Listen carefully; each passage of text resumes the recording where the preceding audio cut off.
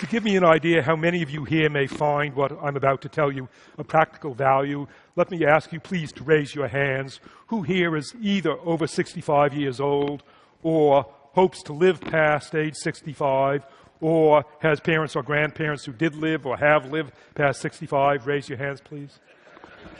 Okay, you are the people to whom my talk will be of practical value. The rest of you won't find my talk personally relevant, but I think that you'll still find this subject fascinating. I'm going to talk about growing older in traditional societies. This subject constitutes just one chapter of my latest book, which compares traditional, small, tribal societies with our large, modern societies with respect to many topics such as bringing up children, growing older, health, dealing with danger, settling disputes, religion, and speaking more than one language. Those tribal societies, which constituted all human societies for most of human history, are far more diverse than are our modern, recent big societies. All big societies that have governments, and where most people are strangers to each other, are inevitably similar to each other and different from tribal societies. Tribes constitute thousands of natural experiments in how to run a human society. They constitute experiments from which we ourselves may be able to learn. Tribal societies shouldn't be scorned as primitive and miserable, but also they shouldn't be romanticized as happy and peaceful. When we learn of tribal practices, some of them will horrify us, but there are other tribal practices which, when we hear about them, we may admire and envy and wonder whether we could adopt those practices ourselves. Most old people in the U.S. end up living separately from their children and from most of their friends of their earlier years, and often they live in separate retirement homes for the elderly, whereas in traditional societies, older people instead live out their lives among their children, their other relatives, and their lifelong friends.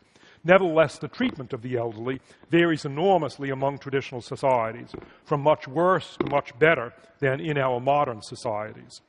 At the worst extreme, many traditional societies get rid of their elderly in one of four increasingly direct ways: by neglecting their elderly and not feeding or cleaning them until they die, or by abandoning them when the group moves, or by encouraging older people to commit suicide, or by killing older people. In which tribal societies do children abandon or kill their parents? It happens mainly under two conditions. One is in nomadic hunter-gatherer societies that often shift camp and that are physically incapable of transporting old people who can't walk, when the able-bodied younger people already have to carry their young children and all their physical possessions. The other condition is in societies living in marginal or fluctuating environments, such as the Arctic or deserts, where there are periodic food shortages, and occasionally there just isn't enough food to keep everyone alive. Whatever food is available has to be reserved for able-bodied adults and for children. To us Americans, it sounds horrible to think of abandoning or killing your own sick wife or husband or elderly mother or father.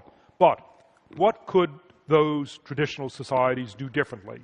They face a cruel situation of no choice. Their old people had to do it to their own parents, and the old people know what now is going to happen to them.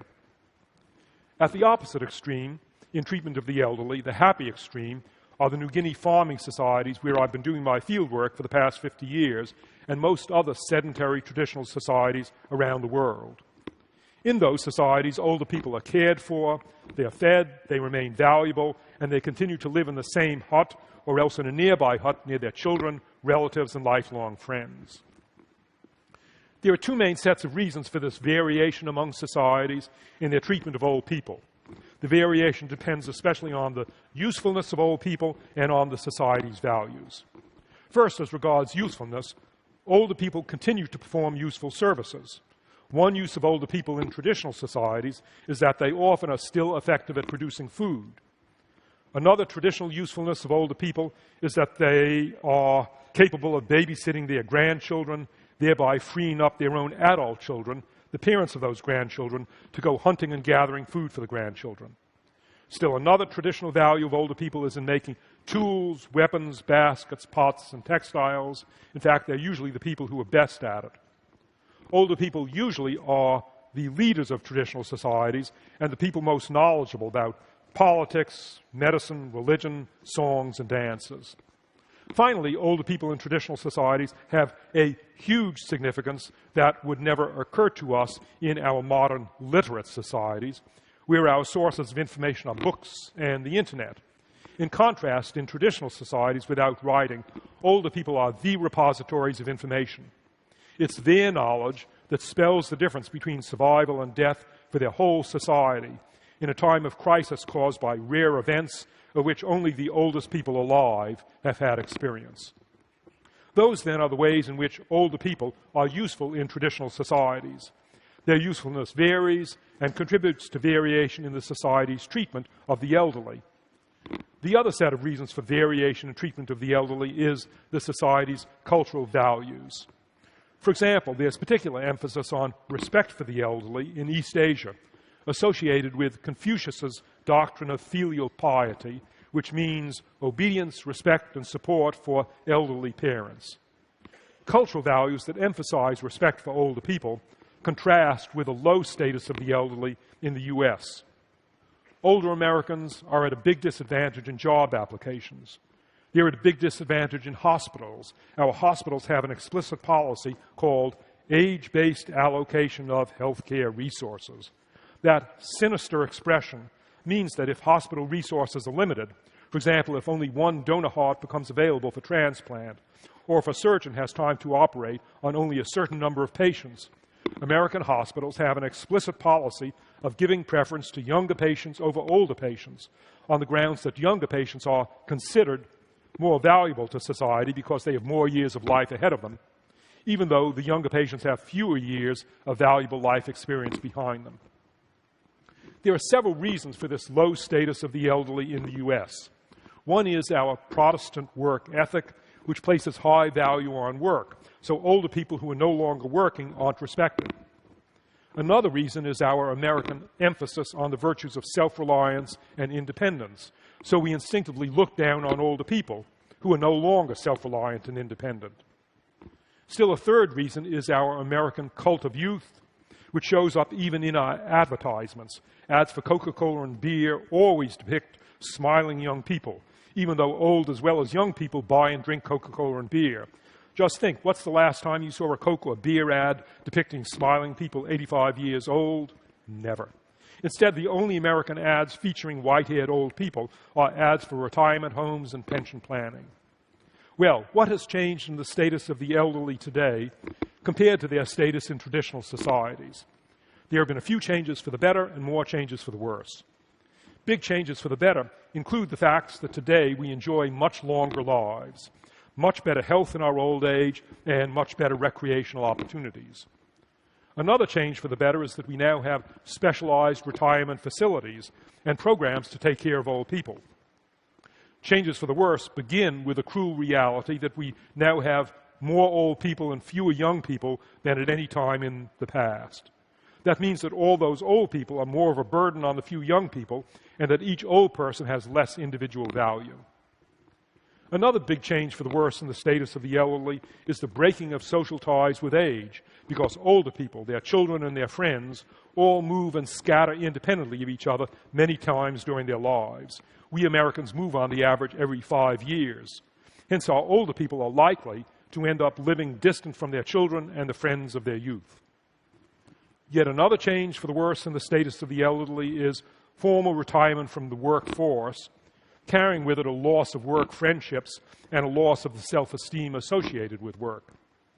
Perhaps the biggest change for the worse is that our elderly are objectively less useful than in traditional societies. Widespread literacy means that they are no longer useful as repositories of knowledge. When we want some information, we look it up in a book or we Google it, instead of finding some old person to ask. The slow pace of technological change in traditional societies means that what someone learns there as a child is still useful when that person is old, but the rapid pace of technological change today means that what we learn as children is no longer useful 60 years later. And conversely, we older people are not fluent in the technologies essential for surviving in modern society. For example, as a 15-year-old, I was considered outstandingly good at multiplying numbers because I had memorized the multiplication tables, and I know how to use logarithms, and I'm quick at manipulating a slide rule. Today, though, those skills are utterly useless because any idiot can now multiply 8-digit numbers accurately and instantly with a pocket calculator. Conversely, I, at age 75, am incompetent at skills essential for everyday life. My family's first TV set in 1948 had only 3 knobs that I quickly mastered: an on-off switch, a volume knob, and a channel selector knob. Today, just to watch a program on the TV set in my own house, I have to operate a 41-button TV remote that utterly defeats me. I have to telephone my 25-year-old sons and ask them to talk me through it while I try to push those wretched 41 buttons. What can we do to improve the lives of the elderly in the U.S. and to make better use of their value? That's a huge problem. In my remaining 4 minutes today, I can offer just a few suggestions. One value of older people is that they are increasingly useful as grandparents for offering high-quality child care to their grandchildren if they choose to do it, as more young women enter the workforce and as fewer young parents of either gender stay home as full-time caretakers of their children. Compared to the usual alternatives of paid babysitters and daycare centers, grandparents offer superior, motivated, experienced child care. They've already gained experience from raising their own children. They usually love their grandchildren and are eager to spend time with them. Unlike other caregivers, grandparents don't quit their job because they found another job with higher pay looking after another baby. A second value of older people is paradoxically related to their loss of value as a result of changing world conditions and technology. At the same time, older people have gained in value today precisely because of their unique experience of living conditions that have now become rare because of rapid change, but that could come back.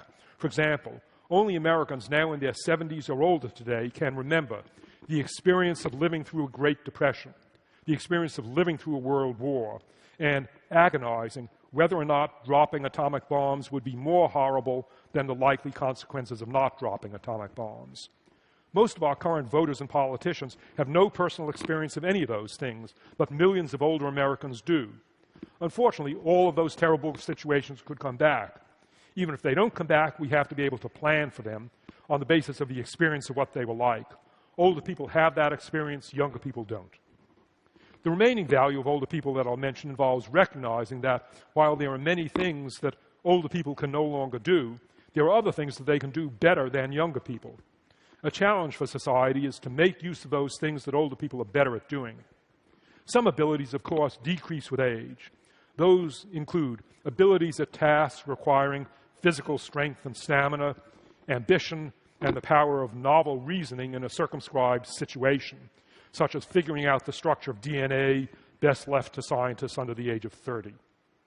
Conversely, valuable attributes that increase with age include experience, understanding of people and human relationships, ability to help other people without your own ego getting in the way, and interdisciplinary thinking about large databases, such as economics and comparative history, best left to scholars over the age of 60.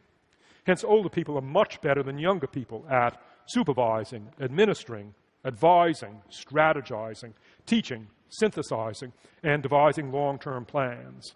I've seen this value of older people with so many of my friends in their 60s, 70s, 80s, and 90s who are still active as investment managers, farmers, lawyers, and doctors. In short, many traditional societies make better use of their elderly and give their elderly more satisfying lives than we do in modern big societies. Paradoxically, nowadays, when we have more elderly people than ever before, living healthier lives and with better medical care than ever before, old age is in some respects more miserable than ever before. The lives of the elderly are widely recognized as constituting a disaster area of modern American society. We can surely do better by learning from the lives of the elderly in traditional societies. But what's true of the lives of the elderly in traditional societies is true of many other features of traditional societies as well. Of course, I'm not advocating that we all give up agriculture and metal tools and return to a hunter-gatherer lifestyle.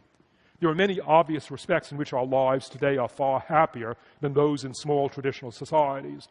To mention just a few examples, our lives are longer, materially much richer, and less plagued by violence than are the lives of people in traditional societies. But there are also things to be admired about people in traditional societies and perhaps to be learned from them. Their lives are usually socially much richer than our lives, although materially poorer. Their children are more self-confident, more independent, and more socially skilled than are our children. They think more realistically about dangers than we do. They almost never die of diabetes, heart disease, stroke, and the other non-communicable diseases that will be the causes of death of almost all of us in this room today. Features of the modern lifestyle predispose us to those diseases, and features of the traditional lifestyle protect us against them. Those are just some examples of what we can learn from traditional societies. I hope that you'll find it as fascinating to read about traditional societies as I found it to live in those societies. Thank you.